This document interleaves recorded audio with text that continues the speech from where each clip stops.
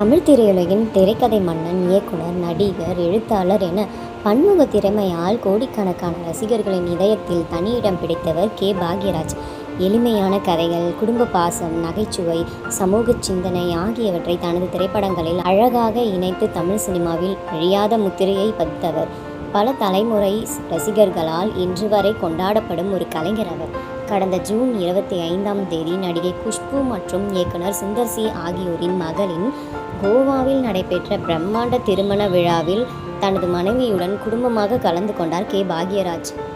அந்த நிகழ்ச்சியில் திரையுலக நண்பர்கள், பிரபலங்கள் அனைவருடனும் மிகவும் மகிழ்ச்சியாக பேசி சிரித்து கலகலப்பாக நேரம் செலவிட்டார்.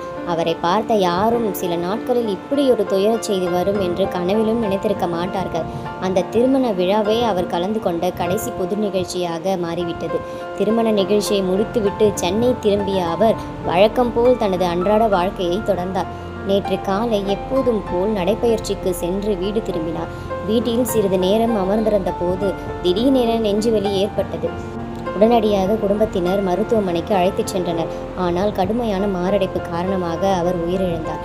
இந்த செய்தி வெளியாகியதும் தமிழ் திரையுலகமே அதிர்ச்சியில் உறைந்தது. ரசிகர்கள் மட்டுமின்றி பல்வேறு திரைப்பட பிரபலங்கள், அரசியல் தலைவர்கள், நண்பர்கள் என அனைவரும் ஆழ்ந்த இரங்கலை தெரிவித்துள்ளனர். இப்போது நீங்கள் காணும் இந்த காட்சிகள் கே. பாக்யராஜ் அவர்களின் குடும்பத்தினர், திரையுலகினர், நண்பர்கள், பொதுமக்கள் மற்றும்